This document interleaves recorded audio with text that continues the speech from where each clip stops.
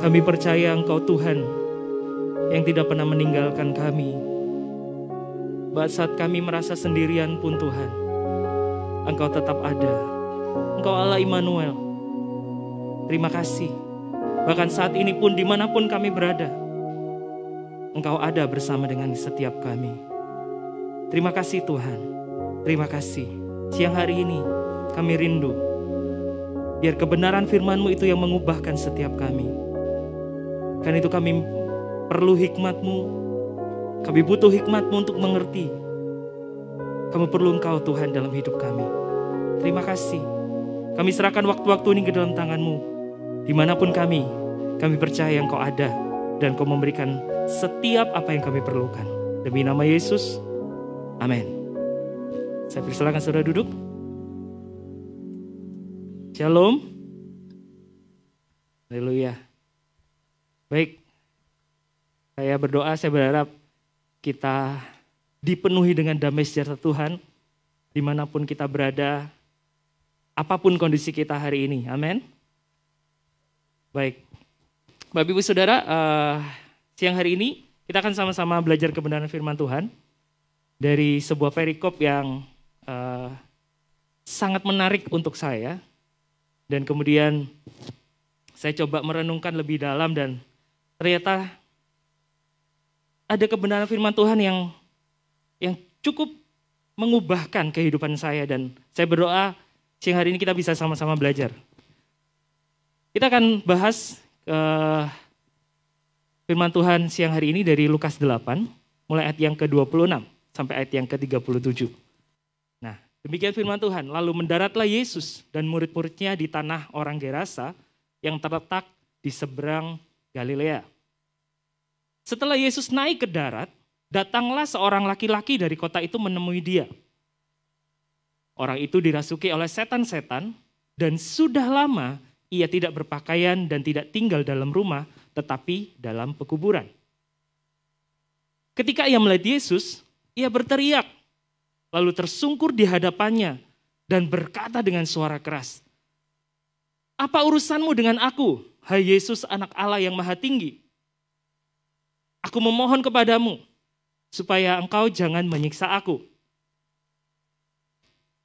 29. Ia berkata demikian sebab Yesus memerintahkan roh jahat itu keluar dari orang itu.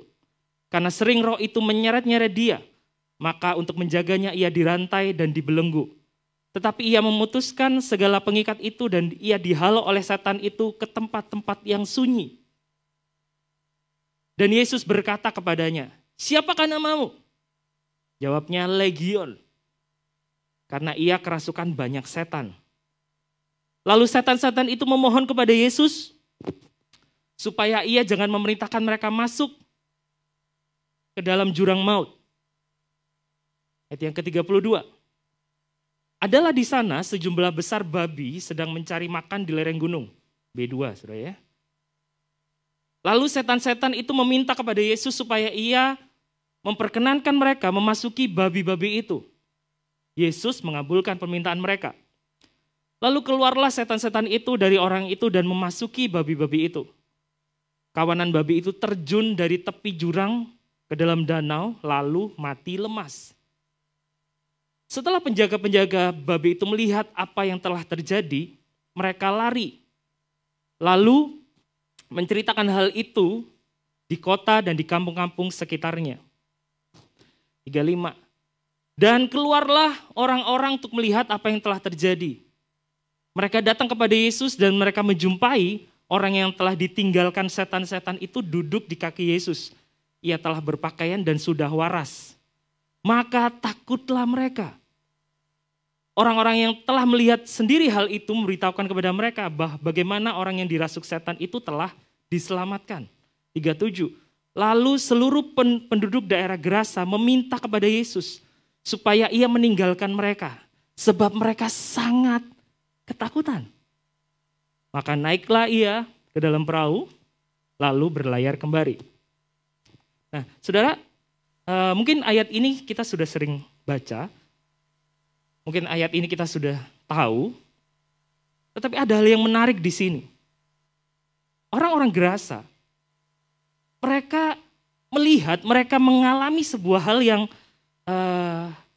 jarang dialami oleh manusia. Bahkan di zaman Yesus waktu itu. Yaitu apa? Mereka kedatangan Yesus. Mereka punya sebuah kesempatan untuk menikmati kehadiran Yesus. Bahkan mereka melihat sendiri bagaimana Yesus melakukan sebuah mujizat. Orang yang dirasuk setan, orang yang selama ini gila, ya, tinggalnya di kuburan, dan tiba-tiba dia sembuh. Artinya mereka mempunyai sebuah kesempatan yang langka, yang luar biasa untuk mereka bisa mengalami Yesus. Tetapi ayat yang ke-37, hal yang mencengangkan terjadi. Mereka justru mengusir Yesus dari daerah mereka. Saudara, kalau kita melihat seperti ini, sepertinya kita merasa bahwa orang-orang ini orang-orang yang bodoh. Setuju, saudara? Mereka orang-orang yang bodoh? Karena mereka melewatkan sebuah kesempatan emas untuk mereka ada bersama dengan Yesus. Sosok yang pada saat itu adalah sosok yang terkenal. Kalau zaman sekarang sosok yang lagi viral, itu saudara ya. Tapi viralnya positif kan? Tapi mereka justru mengusir Yesus.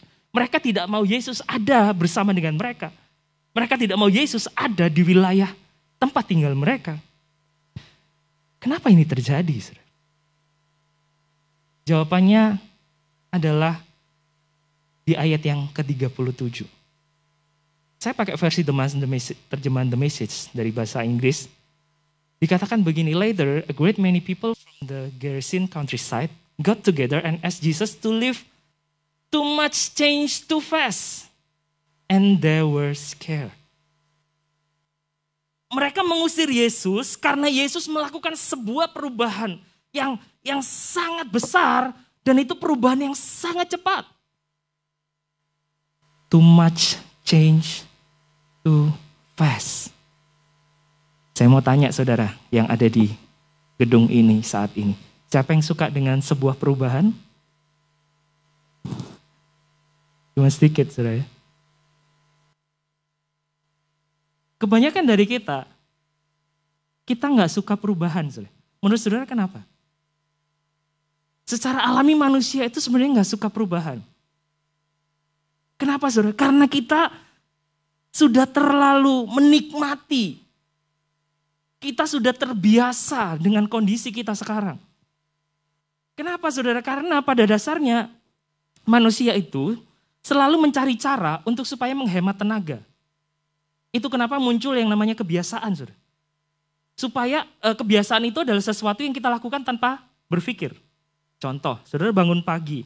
Apakah saudara berpikir, enaknya aku ke kamar mandi dulu atau ke dapur dulu ya? Apakah berpikir seperti itu? Enggak kan? Otomatis kan? Iya kan? Karena bangun pagi masih ngantuk, ya kan? Matanya masih belum benar-benar terbuka dengan lebar gitu ya. Kita enggak perlu berpikir gitu, saya mau ke dapur dulu atau saya mau ke kamar mandi dulu. Otomatis. Bahkan waktu saudara mau mandi, apakah saudara berpikir, sebentar, ini enaknya sikat gigi dulu, pakai sabun dulu atau shampoo dulu? Apakah saudara berpikir seperti itu? Enggak kan? Otomatis kan? Pakai sepatu, mikir enggak? Sik. Kaki kiri, apa kaki kanan dulu ya? Enggak. Kenapa? Karena itu kebiasaan. Otak kita secara alami mencari cara untuk menghemat energi dengan menciptakan sebuah kebiasaan. Nah, begitu kebiasaan itu dirubah menjadi berbeda, kita jadi berpikir ulang. Itu kenapa kita kurang menikmati atau bahkan tidak suka dengan yang namanya sebuah perubahan. Nah, di ayat ini kita lihat bagaimana orang-orang di Gerasa mereka mengusir Yesus karena Yesus melakukan sebuah perubahan yang besar dan perubahan itu terlalu cepat. Sekarang mari kita coba lihat perubahan seperti apa sih yang Yesus lakukan. Yesus menyembuhkan satu orang yang kerasukan setan tidak ditulis namanya siapa, ya. Sebut saja Andi gitu ya. Gak ada yang namanya Andi kan di sini? Iya. Tidak disebut namanya siapa. Tidak disebutkan berapa lama dia sudah kerasukan setan. Bisa bertahun-tahun dia sudah dibelenggu, disiksa. Yesus menyembuhkan seorang yang kehidupannya sudah hancur, sudah. Dan orang-orang di Gerasa gak mau melihat perubahan ini. Apakah ini hal yang konyol, saudara? Tapi ini terjadi. Mereka tidak mau melihat satu orang jiwa diselamatkan. Mereka gak mau. Mereka lebih senang melihat ada satu orang gila yang ada di kuburan setiap hari. Yang selalu berlari-lari tanpa pakai baju. Mungkin buat mereka itu tontonan gitu ya.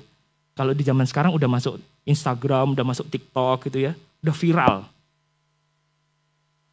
Mereka lebih suka melihat orang ini terpenjara kehidupannya. Dibelenggu oleh iblis.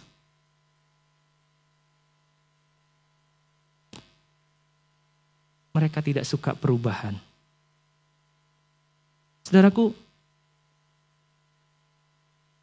sadarkah kita bahwa seringkali kita menjadi orang-orang yang sama seperti orang-orang Gerasa?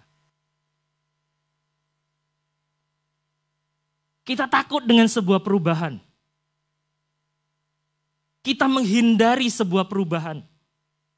Bahkan seolah-olah kita berusaha lari. Begitu ada perubahan di depan kita, enggak, saya mau tetap sama. Kenapa? Karena itu nyaman buat kita.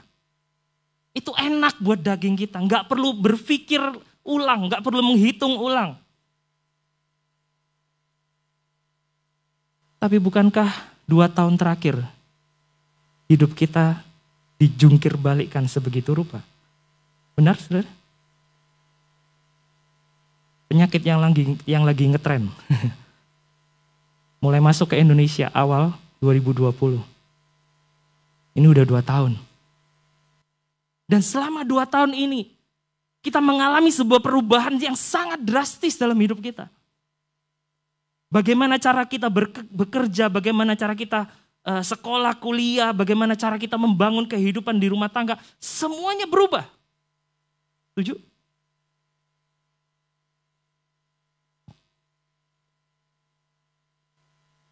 Hidup kita berubah 180 derajat. Dan itu tidak bisa kita hindari. Gak ada yang namanya pintu Doraemon. Aku gak enak, gak enak. Ada COVID, ada corona, gak enak. Tinggal masuk pintu Doraemon, balik ke tahun 2019. Gak bisa. Kenyataannya, kita harus hadapi. Kenyataannya ini ada dalam kehidupan kita sekarang. Saudara, virus COVID-19, virus corona, bukan dari Tuhan. Setuju? Bukan dari Tuhan. Tapi kalau Tuhan izinkan virus ini ada dalam kehidupan kita saat ini, itu berarti Tuhan punya rencana. Amin? Saya mau tanya saudara yang ada di ruangan ini, yang pernah kena virus COVID ada? Banyak. Dan buat saudara yang pernah mengalami, entah gejalanya ringan, entah gejalanya berat, atau mungkin rekan-rekan yang saat ini sedang isolasi mandiri di rumah, yang sedang mengalami. Pasti ada sesuatu yang berubah dalam hidup kita.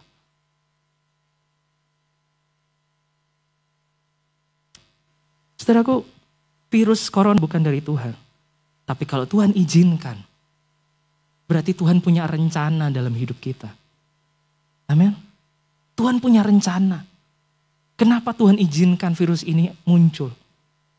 Ada sesuatu yang Tuhan ingin rubah dalam hidup kita. Contoh paling dasar saudara, di masa-masa COVID era ini.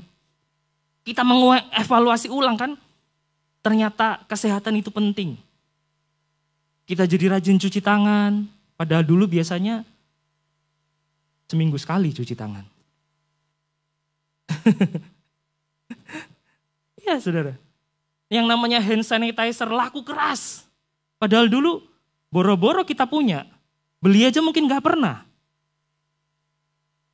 Sekarang ada banyak alat pembunuh virus. Weh. Orang beli mahal, jutaan. Kita menghitung ulang tentang kesehatan. Kita menghitung ulang tentang waktu yang kita punya. Karena ternyata kita lihat apa yang terjadi orang yang mengalami COVID nggak bisa diprediksi. Bisa-bisa gejalanya sangat berat, bisa juga sangat ringan. Nggak bisa diprediksi. Bagaimana kita mulai menghargai hubungan-hubungan kita dengan orang lain. Karena begitu kita kena COVID, kita harus isolasi, kita harus terpenjara di dalam tempat kita. Saya ingat awal-awal COVID masuk ke Indonesia dan kita mulai WFH, kerja di rumah.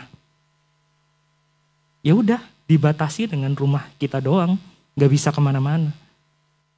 Dan puji Tuhan saya tinggal di lingkungan di mana ada banyak teman-teman yang satu komunitas, satu gereja gitu ya. SMCC Regency sebenarnya. Kalau mau beli boleh hubungi saya. Loh, bukan jualan. Tapi saya bersyukur saudara. Kenapa? Karena kita masih bisa menjalin hubungan. Kalau sore biasanya kita keluar gitu ya. Main sama anak-anak di taman depan. Saling kasih makan. Saling kirim-kirim makan gitu ya. Saya bersyukur. Kenapa? Saat orang lain gak bisa ketemu secara face to face dengan manusia yang lain di luar rumahnya. Saya masih punya kesempatan. Saya ini orang introvert, saudara. Saya suka sendirian. Saya menikmati sendirian. Tapi karena COVID ini berubah, saudara. Ternyata saya sadar, saya butuh orang lain ya. Gara-gara COVID, saudara. Kita mulai menghitung ulang bagaimana keintiman kita dengan Tuhan. Kenapa? Karena sekali lagi begitu virus ini menyerang kita nggak tahu. Bisa dengan sangat cepat. Tapi juga bisa sembuh. Dan bagaimana selama 2 tahun ini kita harus berdamai dengan yang namanya ketidakpastian. Setuju, saudara? Serba tidak pasti. Ya, bahkan saudara, ibadah kita minggu depan pun masih belum pasti loh. Mau tetap seperti ini kah? Mau online kah? Kita nggak bisa prediksi sekarang. Semuanya serba tidak pasti. Dan dari sana kita sadar bahwa janji Tuhanlah satu-satunya hal yang pasti dalam hidup kita. Amin. Tuhan berjanji dia Allah Immanuel. Dia tidak pernah meninggalkan kita. Dan itu terjadi. Dan ada banyak janji Tuhan yang lain yang kita bisa ambil menjadi sebuah kepastian dalam hidup kita. Bagaimana masa-masa COVID ini membuat kita kreatif. Di tengah-tengah segala keterbatasan. Ada banyak keterbatasan kan yang kita harus hadapi sekarang. Gak bisa mah bebas untuk berinteraksi dengan orang lain. Begitu keluar dari rumah ke tempat umum kan jadi parno kan. Mau buka masker di tengah-tengah food court. Waduh, ini tempat makannya udah steril belum ya? Jadi kreatif. Bekerja. Kita harus benar-benar menjadi kreatif untuk semuanya. Bagaimana kita harus terus berinovasi. Bagaimana kita harus mencintai yang namanya improvisasi. Kenapa saudara? Karena kita sedang ada di dalam zaman di mana semuanya harus berubah. Ada banyak tempat usaha, bisnis yang ditutup. Bahkan itu usaha yang sangat besar. Tapi juga ada banyak usaha-usaha baru, bidang-bidang usaha baru yang terbuka lebar di masa-masa ini. Butuh inovasi, butuh improvisasi.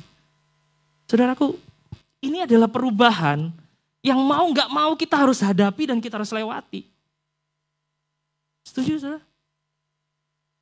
Nah, masalahnya adalah begini saudara. Di tengah-tengah perubahan itu, bagaimana sikap kita? Kalau kita melihat orang-orang di Gerasa, mereka tenggelam dengan yang namanya the blaming game. Mereka menyalahkan, mereka mencari kambing hitam. Saya bingung juga kenapa namanya kambing hitam ya. Kenapa enggak kambing putih gitu? Atau kenapa kambing ya? Tapi mereka bingung mencari siapa yang harus disalahkan. Mereka menyalahkan Yesus atas kondisi yang terjadi. Saudaraku, mungkin secara tidak sadar, di masa 2 tahun ini kita mengalami kesusahan, kita mengalami masa-masa yang gak enak. Kita juga tenggelam dalam menyalahkan. Entah kita menyalahkan Tuhan, entah kita menyalahkan keadaan, atau kita menyalahkan orang lain. Mungkin kalau saudara pernah mengalami COVID dan saudara tanpa sadar saudara menyalahkan orang yang menurut saudara menulari saudara. Padahal mungkin bisa juga sebaliknya kan. Saudara yang menulari dia gitu sebenarnya. Sudah nggak jelas. Tapi nggak bisa sampai, tidak bisa berhenti sampai di situ. Saudara. Orang-orang gerasa lupa bahwa Yesus itu adalah Tuhan atas perubahan. Setuju?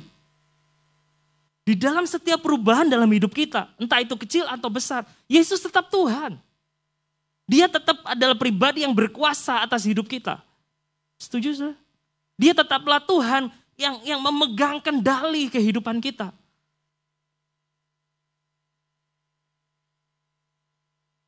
Inilah yang saya rindu untuk kita sama-sama belajar. Kalau hidup kita sedang mengalami sebuah perubahan yang luar biasa, kita harus ingat Yesus tetaplah Tuhan atas perubahan-perubahan itu. Amin. Dia tetap Tuhan. Mazmur 46 ayat yang ke-10. Salah satu ayat yang saya suka. Firman Tuhan bilang seperti ini. Diamlah dan ketahuilah bahwa akulah Allah. Aku ditinggikan di antara bangsa-bangsa. Ditinggikan di bumi. Diam dan ketahuilah. Di terjemahan yang lain ayat ini bicara seperti ini, saudara.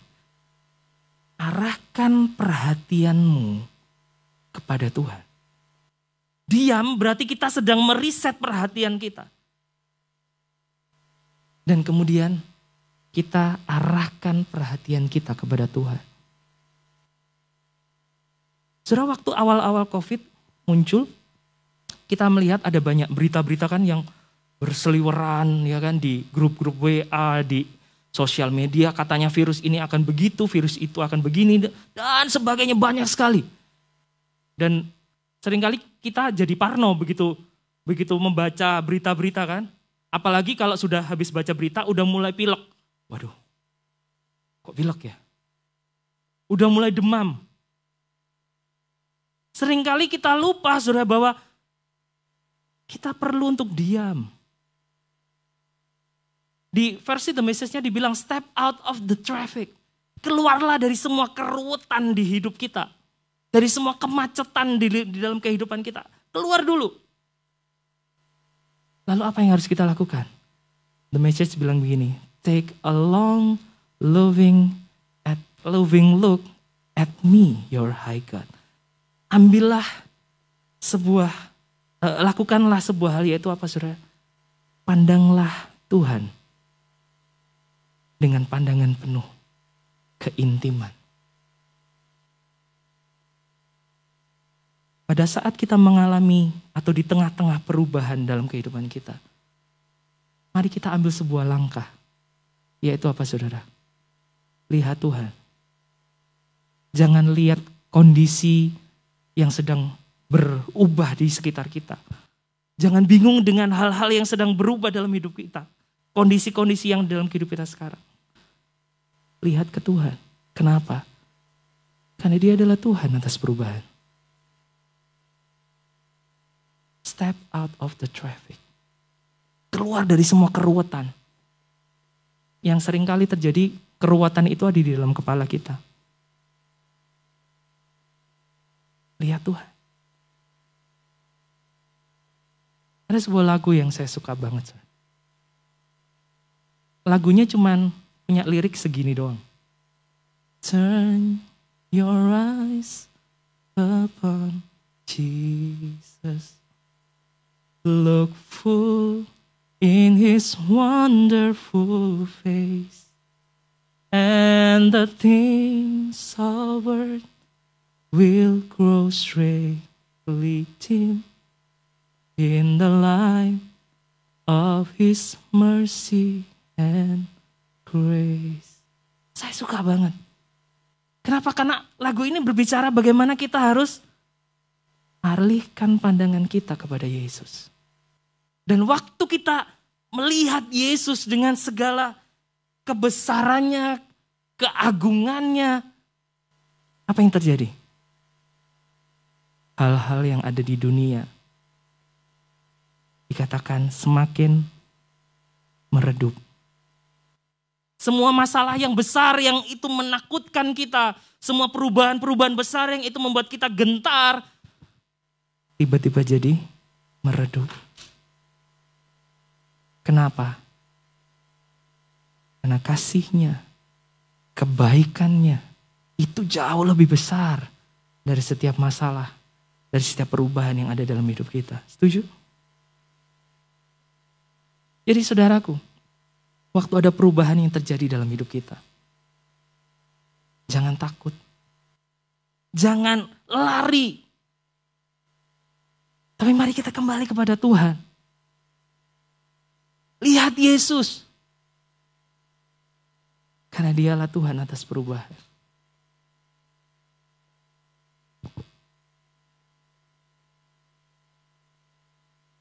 Rasul Paulus menulis di 2 Korintus 4 ayat yang ke-18. Saya bacakan versi firman Allah yang hidup. Dikatakan begini. Jadi kami tidak memperhatikan apa yang kami lihat sekarang, yaitu segala kesulitan di sekeliling kami. Tetapi kami mengharapkan kesukaan di surga yang belum kami lihat. Kesulitan-kesulitan akan segera berlalu, tetapi kesukaan yang akan datang kekal untuk selama-lamanya. Apa yang kelihatan di depan mata kita itu sementara. Setuju? Kesulitan, masalah, tantangan, perubahan itu sementara. Tapi apa yang tidak kelihatan, yang Tuhan sediakan buat kita dalam kekekalan, itulah yang penting. Amin. Jangan sampai saudara kita terlalu fokus melihat masalah. Kita terlalu fokus melihat kesukaran-kesukaran, perubahan-perubahan yang tidak mengenakan kita. Kita lupa ada mahkota kehidupan yang Tuhan sediakan untuk kita semua. Jangan hanya lihat dengan mata jasmani. Di ayat yang sama saudara, versi The Message dikatakan there's more than meets the eye. Kita seringkali hanya melihat apa yang kelihatan mata secara fisik. Iya memang ada kesulitan. Di masa-masa COVID 2 tahun ini ada banyak kesulitan yang dialami. Ada banyak rekan-rekan yang struggle mungkin dalam pekerjaan. Memang kesulitan itu nyata. Tetapi kita jangan lupa bahwa ada kekuatan yang Tuhan sediakan buat kita. Setuju? Ada penghiburan, ada sukacita yang Tuhan sediakan. Bahkan kehadiran Tuhan itu tidak bisa sudah dibatalkan oleh semua kondisi-kondisi yang buruk yang ada dalam hidup kita. Kehadiran Tuhan tetap ada. Karena itu mari belajar. Melihat jauh lebih daripada yang kita bisa lihat dengan mata jasmani kita. Saya belajar setiap kali ketemu masalah. Saya belajar untuk diam gitu ya. Saya belajar untuk tutup mata sebentar gitu ya. Bukan tidur sudah. Tapi belajar memahami Tuhan. Apa sih yang Tuhan sedang mau kerjakan? Yang kedua, saya sedang berdoa Tuhan. Tuhan menyertaiku kan? Dan setiap kali saya menemukan, Tuhan tidak pernah meninggalkan kita. Dia tetap ada bersama dengan kita.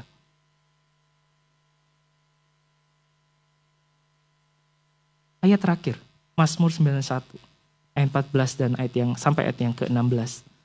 Dikatakan seperti ini, sungguh hatinya melekat kepadaku, maka aku akan meluputkannya. Aku akan membentenginya sebab ia mengenal namaku. Bila ia berseru kepadaku, aku akan menjawab. Aku akan menyertai dia dalam kesesakan. Aku akan meluputkannya dan memuliakannya. Dengan panjang umur akan kukenyangkan dia. Dan akan kuperlihatkan kepadanya keselamatan daripadaku. Saudaraku, kalau kita terus memandang Yesus dengan kasih, dengan keintiman, dikatakan Tuhan akan meluputkan kita. Amin. Dia akan menjawab setiap jeritan kita. Waktu kita ada dalam kesesakan, dia akan menjawab, saudara.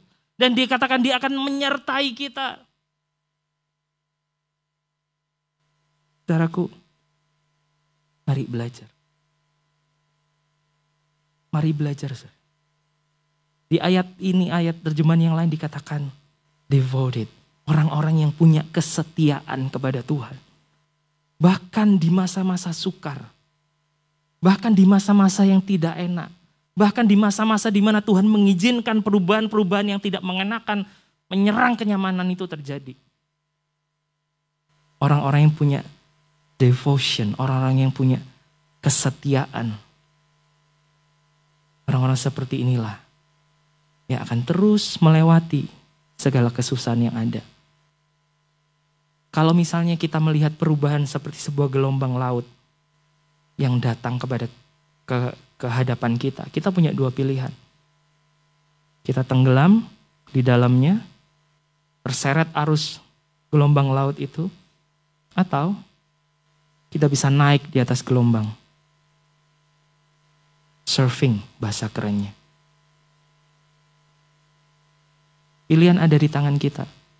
Dan kuncinya cuma satu. Bagaimana kita fokus kepada Tuhan. Bukan fokus kepada kondisi dan keadaan. Saya minta Esra maju ke depan. Kita nyanyi lagu tadi, saudara. Kita belajar untuk mengarahkan mata kita, mata rohani kita. Untuk kita melihat ke Tuhan. Kalau hari-hari ini kita sedang mengalami hal-hal yang gak enak. Bahkan kita ada di perubahan besar dalam hidup kita. Dan kita bingung. Kita takut. Kita frustasi bahkan. Saya mau ajak kita semua, mari arahkan mata kita kepada Yesus. Saya undang saudara bangkit berdiri.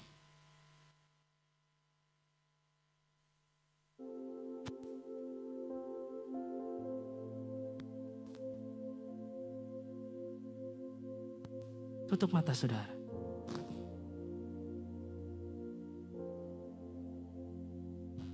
Turn your eyes upon Jesus. Look full in His wonderful face, and the things of earth will grow strangely deep in the light of His mercy and grace. Come on, turn your eyes upon Jesus. Turn your eyes